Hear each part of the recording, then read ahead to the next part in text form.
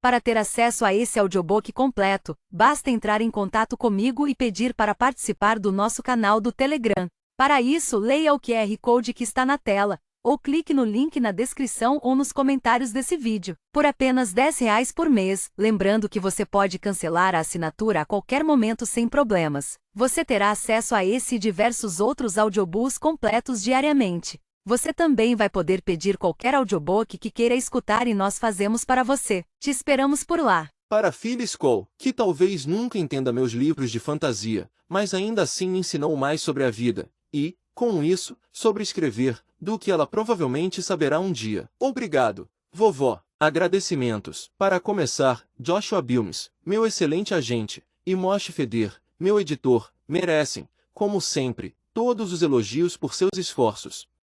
Este livro em especial exigiu um planejamento cuidadoso, e eles estavam prontos para a tarefa.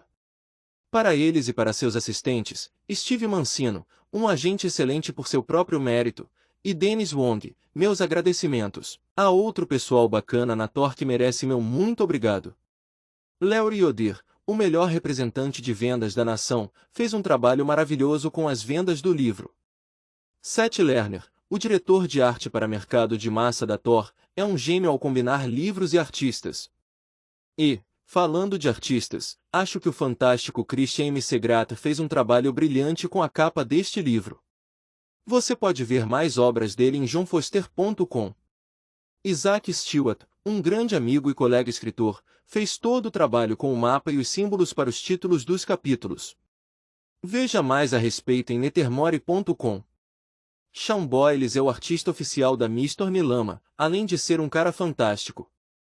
Visite o meu site para mais informações. Finalmente, gostaria de agradecer ao marketing da Tor, especificamente a Dotlin, que foi maravilhoso ao promover meus livros e cuidar de mim. Muito obrigado a todos vocês. Outra rodada de agradecimentos vai para os meus leitores alfa.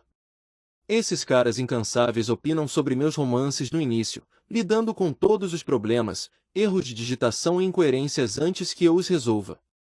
Sem ordem especial, essas pessoas são Ben Olson, Krista Olsen, Nathan Godrich, Ethan Skarste, Eric J. Delers, Gilena O'Brien, C. Lee Player, Kimball Larsen, Bryce Kundick, Jancy Patterson, Ritter Kirby, Sally Taylor, Dealmig Pronon, Bradley Renner, Holly Venable, Jimmy, Alan Lighton, Janette Lighton, Kailin Zobel, Rick Stranger, Nate Tielde, Daniel A. Wells, Stacy Whitman, Sarah B. Lung e Benjamin R. Olsen. Um agradecimento especial vai para o pessoal da Provo Valdenbock, por seu apoio. Sterling, Robin, Ashley e o do terrível Steven Diamond, o cara da livraria, e Ryan M.C. Bride, que também são leitores alfa. Além disso, preciso agradecer ao meu irmão, Jordan, por seu trabalho no meu site, junto com Jeff Creer. Jordo também é o cara que mantém a cabeça de Brandon no prumo, com sua obrigação solene de tirar sarro de mim e dos meus livros. Minha mãe, meu pai e minhas irmãs sempre me dão uma ajuda maravilhosa. Se eu me esqueci de algum leitor alfa, me desculpem. Escrevo o nome de vocês 2 vezes no próximo. Observação, Peter Alstrom, eu não me esqueci de você, apenas decidi deixá-lo por último para você suar um pouco. Finalmente, meu agradecimento para minha maravilhosa mulher, com quem me casei durante o processo de edição deste livro.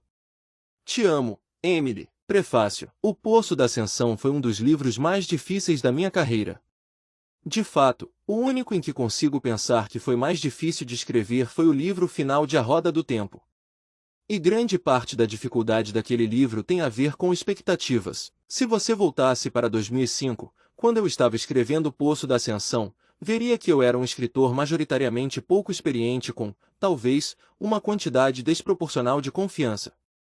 Como mencionei em numerosas ocasiões, escrevi mais de uma dúzia de romances antes de publicar um deles, e esse caminho para a publicação criou em mim uma estranha mistura de ingenuidade e experiência. Passei anos experimentando meu estilo pessoal e estava bastante satisfeito com ele. Havia lidado com a rejeição e passei anos aprendendo a escrever durante um período que não sabia se isso seria mais do que um hobby. Fiz as pazes com o fato de que poderia permanecer sem ser publicado pelo resto da minha vida, mas continuei avançando. Essa compreensão, paradoxalmente, me deu segurança. Sabia que adorava escrever. Nenhuma resenha ruim ou fracasso no mercado poderia provocar em mim uma crise maior do que aquelas pelas quais já havia passado. Ao mesmo tempo, existiam coisas que eu nunca fizera, ou pelo menos fizera raramente, e no topo daquela lista estavam as sequências. 14 livros na minha carreira, e eu só havia escrito uma única sequência. Quase todos os meus livros haviam sido mundos novos, com novos sistemas mágicos e novos personagens. Era isso que eu havia praticado, mas havia coisas que eu queria fazer com a narrativa que exigiam uma série. Cheguei ao poço da ascensão com meu otimismo característico, e então aprendi em primeira mão como pode ser difícil pegar personagens e se aprofundar neles. O primeiro livro praticamente não me deu trabalho, mas foi por água abaixo no final, e ele tinha grandes problemas de ritmo por todo o texto. Mas então, como muitas coisas na vida, quanto maior o desafio, maior o crescimento que ele traz. Consertar esse livro entre as diferentes versões me levou a alguns momentos de crescimento mais importantes como escritor. Talvez a ironia nisso tudo seja que o Poço da Ascensão foi a história que quis contar primeiro. Eu havia sido tentado a pular o relato da queda do Senhor Soberano, porque estava preocupado em revisitar um terreno excessivamente familiar. Todo mundo escrevia histórias sobre derrubar um império, mas eu raramente via uma história sobre revolucionários forçados a se tornarem políticos. O que acontece depois que você derruba um governo? Construir alguma coisa é sempre mais difícil do que demolir alguma coisa. Esse é o livro em que realmente encontrei tempo para mergulhar nas motivações dos personagens e obrigá-los a encarar algumas questões difíceis. Qual é a linha entre a segurança e a liberdade? O que você faz quando seus ideais te decepcionam? O que você faria se passasse de fora da lei a agentes da lei? Me sinto extremamente orgulhoso desse livro. Ele me provou que posso consertar algo quebrado e que a dor das diferentes versões e da revisão pode fornecer resultados verdadeiramente excepcionais. Consegui realizar meus sonhos e provei a mim mesmo que podia escrever sobre personagens e temas, não só sobre algum sistema mágico maluco e sua ambientação. De algumas maneiras, foi fácil para Kelsier, em Mistborn, falar de esperança. Esse é o livro que nos recorda que tal sentimento e ideais elevados às vezes têm um preço. Escrevo estas palavras em aço, pois qualquer coisa que não seja escrita no metal não é confiável.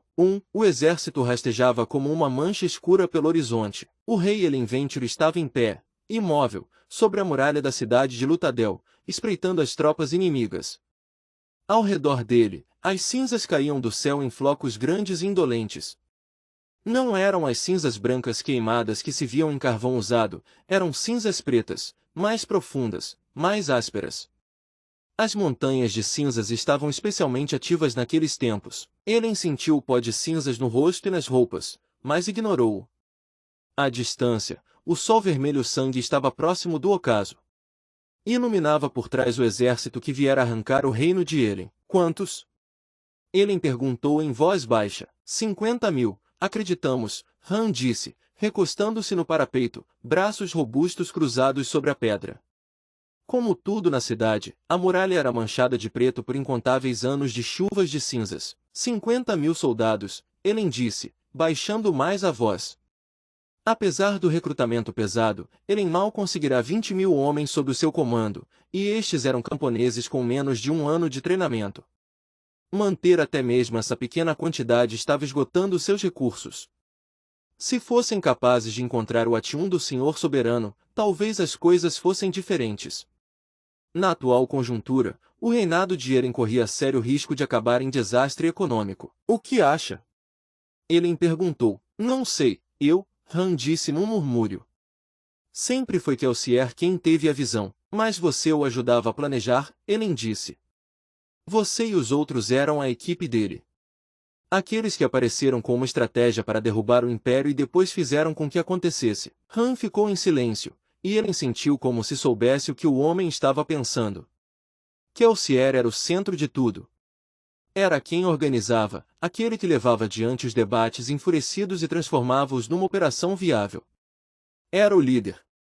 O gênio. E morreram um ano antes, no mesmo dia em que o povo, como parte do seu plano secreto, se levantou em fúria para derrubar seu Deus Imperador. Elen assumiu o trono no caos que sucedeu. Agora, parecia cada vez mais que ele perderia tudo que Kelsier e sua equipe tinham conquistado arduamente. Perder para um tirano que talvez fosse ainda pior que o senhor soberano. Um déspota mesquinho e sorrateiro na forma de um nobre. O homem que marchava com seu exército sobre Lutadel, o próprio pai de Elen, Strash Venture. Alguma possibilidade de você conseguir convencê-lo a não atacar? Talvez, Elen disse hesitante. Desde que a Assembleia simplesmente não entregue a cidade. Eles estão perto de fazer isso? Não sei, sinceramente. Temo que estejam. Aquele exército os deixou apavorados, E com razão, ele pensou. De qualquer forma, tenho uma proposta para a reunião de daqui a 2 dias. Tentarei convencê-los a não fazer nada precipitado. Doxon voltou hoje, certo? Han assentiu com a cabeça. Pouco antes do avanço do exército. Acho que deveríamos convocar uma reunião da equipe, Elen disse. Ver se conseguimos pensar numa maneira de sair desta situação. Ainda estamos bastante desfalcados, Han falou, coçando o queixo. Fantasma não deve voltar antes de uma semana, e só o senhor soberano sabe para onde foi Brisa. Não temos nenhuma notícia dele há meses. Elen suspirou, balançando a cabeça. Não consigo pensar em mais nada, Han. Ele se virou, encarando a paisagem cinzenta novamente. O exército acendia fogueiras de acampamento enquanto o sol se punha. Logo, as brumas apareceriam. Preciso voltar ao palácio e trabalhar naquela proposta, Elen pensou. Para onde Van fugiu? Han perguntou, voltando-se para Elen. Elen fez uma pausa. Olha, ele respondeu, não sei muito bem. Van pousou suavemente nos paralelepípedos úmidos, observando quando as brumas começaram a se formar ao redor dela. Quando a escuridão caía, elas apareciam do nada, crescendo como um emaranhado de trepadeiras translúcidas, girando e envolvendo-se umas às outras. A grande cidade de Lutadel estava quieta. Mesmo agora, 1 ano após a morte do Senhor Soberano e a ascensão do novo governo livre de Elen, as pessoas comuns ficavam em casa à noite. Temiam as brumas, uma tradição muito mais arraigada que as leis do Senhor Soberano. Van caminhou em silêncio, os sentidos em alerta. Dentro dela, como sempre, queimava o estanho e o peltre. O estanho aumentava seus sentidos, facilitando sua visão noturna. O peltre deixava seu corpo mais forte, tornando seus pés mais leves. Esses, além do cobre, que tinha o poder de esconder seu uso da alomancia dos outros que queimavam bronze, eram metais que ela mantinha consigo quase o tempo todo. Alguns a chamavam de paranoica. Ela se considerava precavida. De qualquer forma, o hábito salvara sua vida em inúmeras ocasiões. Ela se aproximou de uma esquina silenciosa e fez uma pausa, espreitando. Nunca entenderá de verdade como queimava metais, ela conseguia se lembrar de fazê-lo desde sempre, usando a alomancia por instinto, mesmo antes de ter sido formalmente treinada por Kelsier. Na verdade, aquilo não importava para ela. Não era como Elen, não precisava de explicações lógicas para tudo. Para Van, era suficiente que, quando engolisse pedacinhos de metal, pudesse explorar seu poder que ela apreciava, pois sabia bem como era não o possuir. Mesmo agora, ela não era como provavelmente se imaginava uma guerreira. De estrutura delicada, com pouco mais de 1,5 metros, cabelos pretos e pele pálida, sabia que tinha uma aparência quase frágil. Não mais exibia o aspecto desnutrido de sua infância nas ruas, mas certamente ninguém a julgaria intimidadora. Ela gostava daquilo. Dava-lhe uma vantagem, e ela precisava de toda vantagem que pudesse ter. Também gostava da noite. Durante o dia, Lutadel era lotado e sufocante, apesar do seu tamanho. Mas à noite as brumas caíam como uma nuvem espessa. Umedeciam, suavizavam, sombreavam. Os fortes gigantescos transformavam-se em montanhas sombrias, e os prédios apinhados fundiam-se como as mercadorias rejeitadas de um fabricante de velas. Van agachou-se ao lado do seu prédio, ainda observando o cruzamento. Com cuidado, ela se concentrou e queimou o aço, um dos metais que havia engolido mais cedo. Imediatamente, um grupo de linhas azuis transparentes saltaram ao redor dela. Visíveis apenas a seus olhos, as linhas saíam de seu peito até as fontes de metal próximas, todos os metais, não importava o tipo. A grossura das linhas era proporcional ao tamanho das peças de metal que encontravam. Algumas apontavam para as dobradiças de bronze das portas, outras para o ferro cru dos pregos que seguravam as tábuas. Ela aguardou em silêncio. Nenhuma das linhas se moveu. Queimar aço era uma maneira fácil de dizer se alguém se movia nas proximidades. Se o que vestia tivesse pedacinhos de metal, atrairia as linhas azuis reveladoras em movimento. Claro, aquele não era o objetivo principal do aço. Van levou a mão cuidadosamente à bolsa em seu cinto e puxou uma das muitas moedas que estavam dentro dela, abafadas pelos tampões de tecido. Como todos os outros pedaços de metal, essa moeda tinha uma linha azul que se estendia do seu centro para o peito de Van. Ela lançou a moeda no ar, então agarrou mentalmente sua linha e, aço queimando, empurrou a moeda. O pedaço de metal voou, traçando um arco através das brumas, forçado pelo empurrão. Depois tilintou no chão, no meio da rua. As brumas continuavam a girar. Eram espessas e misteriosas, mesmo para Van. Mais densas do que a névoa comum e mais constantes que qualquer padrão climático normal, elas rodavam e fluíam, formando filetes ao redor dela. Seus olhos conseguiam perfurá-las, e o estanho deixava sua visão mais aguçada. A noite parecia mais clara para ela, e as brumas, menos abundantes. Ainda assim, elas estavam lá. Uma sombra se movia na praça da cidade, reagindo à sua moeda, que ela havia empurrado para dentro da praça como um sinal. Van esgueirou-se adiante e reconheceu Oriseur, o Kandra. Usava um corpo diferente do que tinha um ano atrás, durante os dias em que fazia o papel de Lord Renoux. Ainda assim, este corpo calvo, indefinível, agora era tão familiar para Van quanto o antigo. Oriseur encontrou-se com ela. Encontrou o que estava procurando, senhora? Ele perguntou num tom respeitoso, ainda que um pouco hostil. Como sempre, Van negou com a cabeça, olhando ao redor na escuridão. Talvez eu estivesse errada, ela disse. Talvez eu não estivesse sendo seguida. Reconhecer aquilo fez com que ela se entristecesse um pouco. Ela ansiava por enfrentar o vigilante outra vez naquela noite. Ela ainda não sabia quem ele era. Na primeira noite, pensou que fosse um assassino. E talvez fosse. Ainda assim, ele parecia demonstrar pouco interesse por ele, e muito interesse por Van. Devemos voltar para a muralha, Van decidiu, levantando-se. Ele deve estar se perguntando para onde fui. Oriseur assentiu. Naquele momento, uma explosão de moedas voou através das brumas, caindo sobre Van. Comecei a me perguntar se sou o único homem são que restou. Os outros não conseguem ver?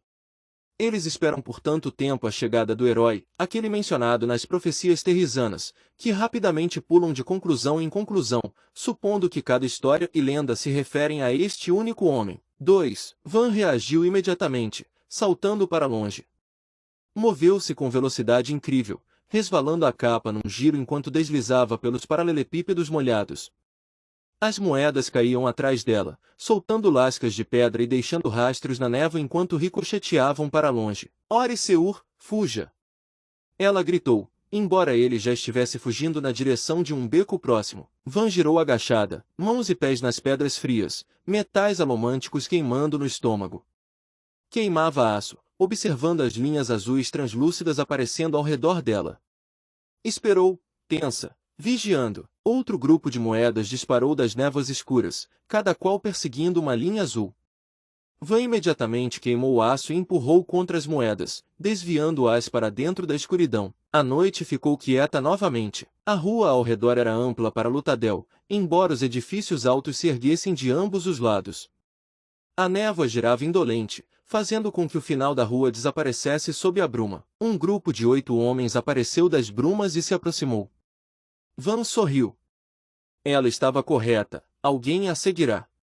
Porém, esses homens não eram o vigilante. Não tinham sua graça firme, sua noção de poder. Esses homens eram bem mais diretos. Assassinos, fazia sentido. Se ela tivesse acabado de chegar com um exército para conquistar Lutadel, a primeira coisa que teria feito era enviar um grupo de alomânticos para matar Ellen. Ela sentiu uma pressão repentina na lateral do corpo e xingou quando perdeu o equilíbrio, sua bolsa de moedas sendo arrancada da sua cintura. Ela puxou o cordão, deixando o inimigo alomântico empurrar as moedas para longe dela. Os assassinos tinham ao menos um lança-moedas, um brumoso com poder de queimar aço e empurrar metais. De fato, 2 dos assassinos estavam com linhas azuis apontadas para as suas próprias bolsas de moedas. Van considerou devolver o favor e empurrar suas bolsas para longe, mas hesitou. Não precisava mostrar seus poderes ainda. Talvez precisasse daquelas moedas. Sem suas moedas, não conseguia atacar à distância. Porém, se essa fosse uma equipe boa, atacar à distância seria inútil, seus lança-moedas e atraidores estariam prontos para lidar com o lançamento de moedas. Fugir também não era opção. Esses homens não tinham vindo apenas por ela. Se fugisse, continuariam até alcançar seu objetivo real. Ninguém enviava assassinos para liquidar guarda-costas. Assassinos matavam homens importantes. Homens como Ellen Venture, rei do domínio central. O homem que ela amava. Van inflamou Peltre, o corpo ficou mais tenso, alerta, perigoso. 4 brutamontes adiante, ela pensou, observando os homens que avançavam. Os queimadores de Peltre obtinham força sobre-humana e eram capazes de sobreviver a uma boa quantidade de punição física. Muito perigosos de perto. E aquele que está carregando o escudo de madeira é um atraidor. Ela fingiu um avanço, fazendo com que os brutamontes que se aproximavam recuassem. 8 brumosos contra uma nascida da bruma era uma luta equilibrada para eles, mas apenas se eles fossem cuidadosos. Os 2 lança-moedas foram para as laterais da rua, de forma que pudessem empurrá-la de ambas as direções. O último homem, em pé ao lado do atraidor, devia ser um esfumaçador, relativamente de pouca importância numa luta, já que seu objetivo era esconder o grupo dos alomânticos inimigos. 8 brumosos. Kelsier poderia dar conta, ele matara um inquisidor.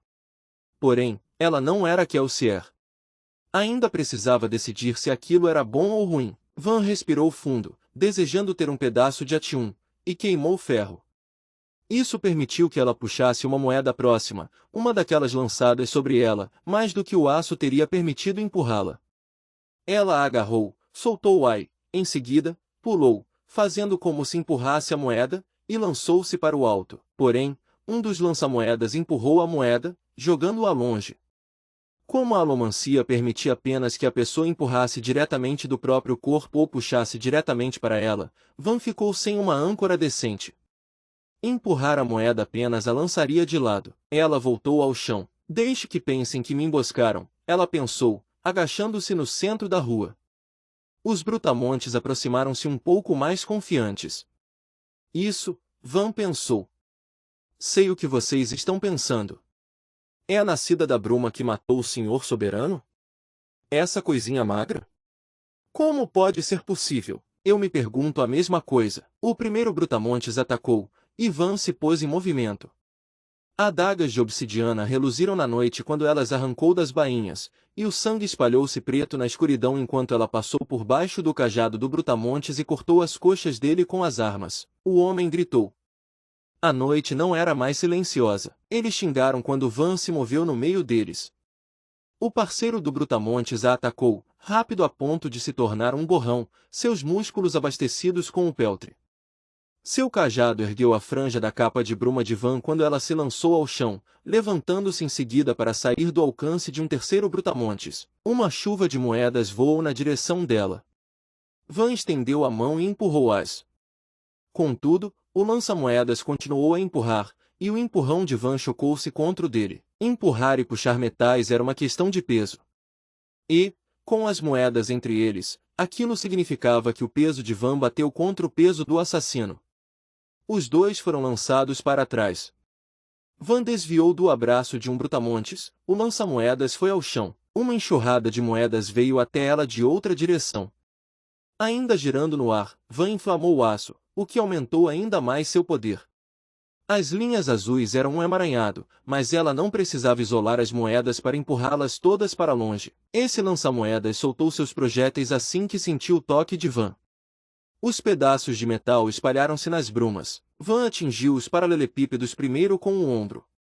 Rolou, avivando o peltre para aumentar seu equilíbrio, e ficou de pé. Ao mesmo tempo, queimou o ferro e puxou forte as moedas desaparecidas. Elas voaram na sua direção. Assim que se aproximaram, Van saltou para o lado e empurrou-as para os brutamontes que se aproximavam. Porém, as moedas desviaram-se de imediato, girando através da bruma até o lança-moedas.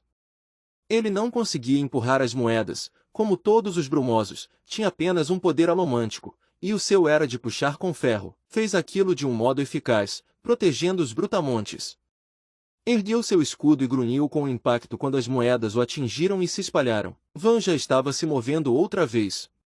Correu diretamente para o lança-moedas, agora exposto à sua esquerda, aquele que caíra no chão. O homem gritou, surpreso, e o outro lança-moedas tentou distrair Van, mas foi lento demais. O lança-moedas morreu com uma adaga cravada no peito. Não eram brutamontes, não conseguia queimar peltre para aperfeiçoar o corpo. Van puxou a adaga do peito do homem, em seguida arrancou-lhe a bolsa. Ele gorgolejou baixinho e caiu de costas nas pedras. Pensou Van, girando, o suor voando da sobrancelha. Agora enfrentaria 7 homens na rua que pareciam um corredor. Provavelmente esperavam que ela fugisse. Em vez disso, ela os atacou. Quando se aproximou dos brutamontes, ela pulou, jogando em seguida a bolsa que havia tirado do homem agonizante. O outro lança-moedas deu um berro, empurrando-a imediatamente para longe. No entanto, Van pegou uma carona com as moedas, lançando-se num salto diretamente sobre a cabeça dos brutamontes. Um deles, o ferido, infelizmente foi esperto o bastante para permanecer na retaguarda e proteger o lança-moedas. O brutamontes ergueu seu bastão quando Van aterrissou. Ela desviou do primeiro ataque, ergueu a adaga e uma linha azul dançou na sua linha de visão. Rápido!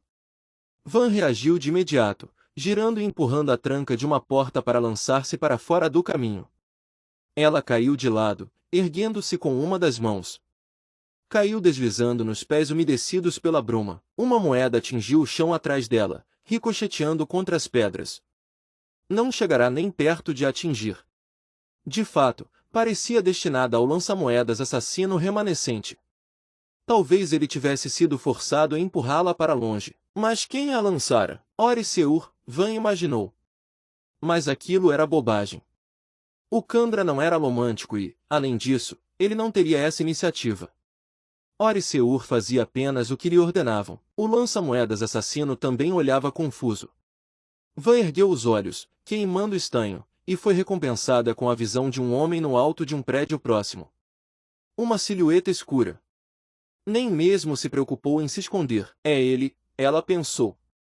O vigilante permaneceu lá em cima, em seu posto, sem tornar a interferir quando os brutamontes correram na direção de Van.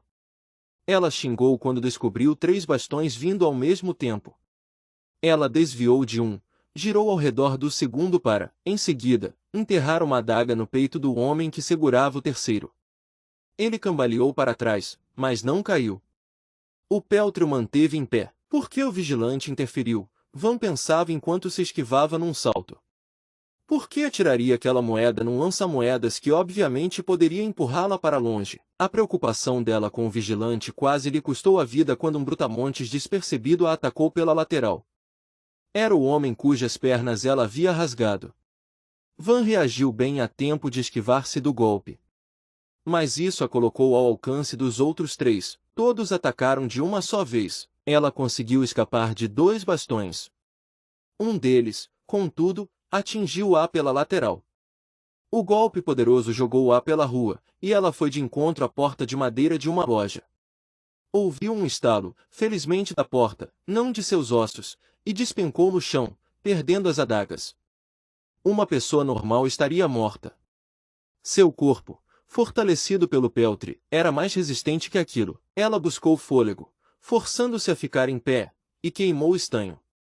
O metal ampliou seus sentidos, inclusive sua percepção da dor, e o choque repentino limpou sua mente. O lado onde ela fora atingida doía. Mas não podia parar.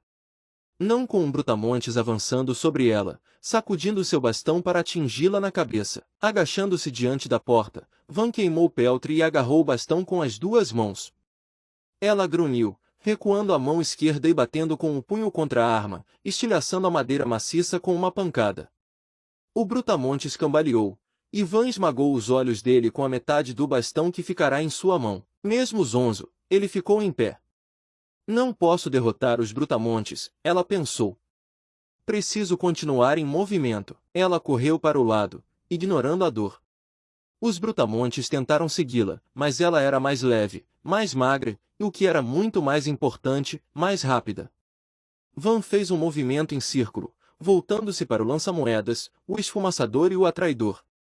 Um brutamontes ferido recuou novamente para proteger esses homens. Quando Van se aproximou, o lança-moedas jogou 2 punhados de moedas nela. Van empurrou as moedas para longe, em seguida estendeu o braço e puxou aquelas que estavam na bolsa do homem. O lança-moedas grunhiu quando a bolsa voou na direção de Van. Estava amarrada à sua cintura com um cordão curto, e o puxão do peso dela o arremeteu para frente. O brutamontes o agarrou e firmou seus pés, e como sua âncora não podia se mexer, Van foi puxada na direção dela. Queimou o ferro, voando pelo ar, erguendo um punho. O lança-moedas gritou e puxou um laço para soltar a bolsa. Tarde demais. O impulso de Van a levou para frente, e ela socou o rosto do lança-moedas quando passou. A cabeça dele girou, estalando o pescoço. Quando Van aterrissou, ergueu o cotovelo para bater no queixo do brutamonte surpreso, mandando-o para trás. O pé dela bateu em seguida, atingindo o pescoço do brutamontes. Nenhum deles levantou. Eram 3 a menos. A bolsa de moedas descartada foi ao chão, abrindo e espalhando uma centena de pedacinhos brilhantes de cobre pelos paralelepípedos ao redor de Van. Ela ignorou o latejar do cotovelo e encarou o atraidor. Ele se mantinha com o escudo, parecendo estranhamente despreocupado. Um estalo soou atrás dela. Van gritou. Seus ouvidos aguçados pelo estanho reagiram exageradamente ao som repentino. A dor atravessou sua cabeça e ela ergueu as mãos aos ouvidos. Esquecera o esfumaçador, que segurava 2 varetas de madeira talhadas para fazer ruídos agudos quando batidas uma contra a outra. Movimentos e reações, ações e consequências, eram a essência da alomancia. O estanho fazia a visão atravessar a bruma, dando a ela vantagem sobre os assassinos, porém também deixava os ouvidos extremamente aguçados. O esfumaçador ergueu as varetas novamente. Van grunhiu e agarrou um punhado de moedas dos paralelepípedos, jogando-o contra o esfumaçador. O atraidor, claro, puxou-as para si. Atingiram o escudo e ricochetearam para todos os lados. E, enquanto elas caíam como chuva, Van cuidadosamente empurrou uma para que caísse atrás dele. O homem baixou o escudo sem perceber a moeda que Van manipulara. Van puxou a única moeda na sua direção, e nas costas do atraidor. Ele caiu sem emitir som algum. 4. Tudo ficou em silêncio. Os brutamontes que corriam até ela pararam de uma vez, e o esfumaçador baixou suas varetas. Estavam sem o lança-moedas e sem atraidores, ninguém que pudesse empurrar ou puxar metais, e Van estava no meio de um campo de moedas. Se elas usasse, até os brutamontes cairiam rapidamente. Tudo o que precisava fazer era, outra moeda zuniu pelo ar, atirada do telhado do vigilante. Van xingou, desviando-se. A moeda, contudo, não a encontrou. Atingiu diretamente a testa do esfumaçador com suas varetas. O homem tombou para trás, morto. Que, Van pensou, encarando o morto. Os brutamontes atacaram, mas Van recuou, franzindo a testa. Por que matar o esfumaçador? Não representava mais perigo, a não ser que Van extinguiu o cobre e queimou o bronze. O metal permitia que sentisse quando outros alomânticos estavam usando poderes nas proximidades. Não conseguia sentir os brutamontes queimando o peltre. Ainda estavam sendo esfumaçados, com a alomancia escondida. Alguém mais estava queimando o cobre. De repente, tudo fizera sentido. Tinha sentido que o grupo arriscaria um ataque a uma nascida da bruma completa. Tinha sentido o vigilante ter atirado no lança-moedas. Tinha sentido ele matar o esfumaçador. Van estava correndo sério perigo. Ela tinha apenas um instante para tomar sua decisão. Agiu por intuição, mas fora criada nas ruas, ladra e mestre dos trambiques. Instintos pareciam mais naturais para ela do que a lógica jamais pareceria. Ore Seur! Ela gritou. Vá para o palácio. Era um código, claro. Van saltou para trás, ignorando por um instante os brutamontes, enquanto seu servo saiu de um beco. Ele tirou algo do cinto e lançou-o na direção de Van, um pequeno frasco de vidro, do tipo que os alomânticos usavam para armazenar as lascas de metal. Van rapidamente puxou o frasco para sua mão. A uma distância curta, o segundo lança-moedas, que havia ficado lá, caído, como se estivesse morto, agora xingava e tentava se erguer. Van girou, bebendo do frasco com um gole rápido. Continha uma única pérola de metal. Atium. Não poderia arriscar carregá-lo consigo, não poderia arriscar que o puxassem durante uma luta. Ela ordenara que Oriseur ficasse por perto aquela noite, pronto para lhe dar o frasco numa emergência. O lança-moedas puxou da cintura uma adaga de vidro escondida, saltando sobre Van antes dos brutamontes que estavam se aproximando. Van fez uma pausa por um instante, arrependendo-se da decisão, mas vendo-a como inevitável. Os homens tinham um nascido da bruma entre eles. Um nascido da bruma como Van, uma pessoa que conseguia queimar todos os 10 metais. Um nascido da bruma que aguardava o momento certo para atacá-la, pegá-la desprevenida. Ele havia tomado Atium e havia apenas uma maneira de lutar com alguém que tomara Atium. Era o último metal alomântico, utilizável apenas por um nascido da bruma completo, e facilmente poderia decidir o destino de uma batalha. Cada conta valia uma fortuna, mais do que valeria uma fortuna se ela estivesse morta? Van queimou seu Atium. O mundo ao seu redor pareceu mudar. Cada objeto em movimento, persianas se fechando, cinzas sendo sopradas, brutamontes atacando, até mesmo as trilhas de bruma, emanou uma réplica translúcida. As réplicas moviam-se logo adiante de seus pares reais, mostrando para Van exatamente o que aconteceria em alguns instantes. Apenas o nascido da bruma era imune. Em vez de emanar somente uma sombra de Atium, ele liberava dezenas, o sinal de que estava queimando Atium. Fez uma pausa breve. O próprio corpo de Van tinha acabado de explodir em dezenas de sombras confusas de Atium. Agora que ela conseguia ver o futuro, poderia ver o que ele estava fazendo. O que, por sua vez, mudava o que ela iria fazer. E isso também mudava o que ele planejava fazer. E assim, como os reflexos em dois espelhos que se encaravam, as possibilidades continuavam até o infinito. Nenhum dos dois tinha vantagem. Apesar do seu nascido da bruma estar parado, os brutamontes continuavam a avançar, sem ter como saber que Van queimava Atium. Ela se virou, ficando em pé ao lado do corpo caído do esfumaçador. Com um pé, chutou as varetas de som no ar. Um brutamonte chegou atacando. A sombra de Atium diáfana de seu bastão passou pelo corpo dela. Van girou, esquivando-se para o lado, e conseguiu sentir o bastão verdadeiro passar sobre sua orelha. A manobra pareceu fácil sob a aura de Atium. Ela agarrou uma das varetas do ar e bateu com ela no pescoço do brutamontes. Girou, agarrando outra vareta, então virou de volta e quebrou-a contra o crânio do homem. Ele caiu para a frente, gemendo, e Van girou de novo, esquivando-se com facilidade entre mais dois bastões. Van bateu as varetas de som contra as laterais da cabeça de um segundo brutamontes. Elas se estilhaçaram, fazendo um som oco como o de um percussionista, quando o crânio do brutamontes rachou. Ele caiu e não se moveu de novo. Van chutou seu bastão no ar, então soltou as varetas quebradas e o pegou.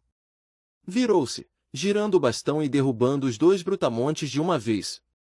Num movimento fluido, ela deu 2 golpes rápidos, mais poderosos, no rosto deles. Agachou-se quando os 2 homens morreram, segurando o bastão numa das mãos, a outra descansando nos paralelepípedos umedecidos pela bruma. O nascido da bruma recuou, e ela pôde ver a hesitação em seus olhos. Poder não significava necessariamente competência, e suas 2 maiores vantagens, a surpresa e o Atium, tinham sido anuladas. Ele se virou, puxando um pouco de moedas do chão, então lançou-as. Não na direção de Van, mas de Oriseur, que ainda estava na boca do beco. O nascido da bruma obviamente esperava que a preocupação de Van por seu servo atraísse sua atenção, talvez permitindo que ele fugisse. Estava errado. Van ignorou as moedas e avançou. Mesmo quando Oriseur gritou de dor com uma dúzia de moedas cravadas na pele, Van lançou o bastão na cabeça do nascido da bruma. Assim que o bastão deixou os dedos dela, contudo, a sombra de Atium dele tornou-se firme e única. O assassino nascido da bruma esquivou-se com perfeição. Mas o movimento distraiu-o bastante para que ela diminuísse a distância entre eles. Precisava atacar rápido, a conta de Atium que ela engolira era pequena. Logo se extinguiria. E, assim que acabasse, ela estaria exposta. Seu oponente teria total controle sobre ela. Ele, Seu adversário aterrorizado ergueu sua adaga. Naquele momento, o atium dele se extinguiu. Os instintos predatórios de Van reagiram instantaneamente, e ela desferiu um murro. Ele ergueu um braço para bloquear o golpe, mas ela viu que aquilo iria acontecer e mudou a direção do ataque. O murro atingiu-o em cheio no rosto. Em seguida, com dedos hábeis, ela agarrou a adaga de vidro antes que o objeto caísse e se estilhaçasse. Ficou em pé e passou-a pelo pescoço do adversário. Ele caiu em silêncio. Van ficou de pé, respirando com dificuldade, o grupo de assassinos mortos ao seu redor. Por apenas um momento, sentiu o poder avassalador. Com a Atium, ela era invencível. Podia desviar de qualquer ataque, matar qualquer inimigo. Seu Atium extinguiu-se. De repente, tudo pareceu ficar mais opaco. A dor na lateral voltou à sua mente, e ela tossiu, gemendo. Ficaria com hematomas, e dos grandes. Talvez algumas costelas fraturadas, mas vencera de novo. Mesmo que por pouco. O que aconteceria quando ela falhasse? Quando não observasse com cuidado bastante, ou não lutasse com habilidade suficiente, ele morreria. Van suspirou, olhou para cima. Ele ainda estava lá, vigiando-a de cima de um telhado. Apesar de meia dúzia de perseguições por vários meses, ela nunca conseguirá pegá-lo. Algum dia ela o encurralaria na noite, mas não hoje. Não tinha energia. De fato, uma parte dela estava preocupada se ele a atacaria. Mas, ela pensou. Ele me salvou. Eu teria morrido se chegasse perto demais daquele nascido da bruma. Um instante dele queimando Atium sem eu saber e ele teria enterrado a adaga no meu peito. O vigilante ficou ali por alguns momentos, encoberto, como sempre, nas brumas rodopiantes. Em seguida ele se virou, desaparecendo na noite. Van deixou-o ir, pois tinha que cuidar de Oriseur. Ela foi até ele, aos tropeços, então fez uma pausa. Seu corpo indefinível, com calças e camisa de serviçal, estava coberto de moedas, e o sangue vazava de várias feridas. Ele ergueu os olhos para ela. Que? Ele perguntou. Não esperava que houvesse sangue. Oriseur roncou. Provavelmente também não esperava que eu sentisse dor. Van abriu a boca, em seguida parou. De fato, nunca tinha pensado naquilo. Em seguida, endureceu. Que direito essa coisa tem de me criticar? Ainda assim, Oriseur provou-se útil. Obrigada por me lançar o frasco. Era o meu dever, senhora. Oriseur respondeu, grunhindo enquanto recostava seu corpo ferido ao lado do beco. Fui incumbido da sua proteção pelo mestre Kelsier.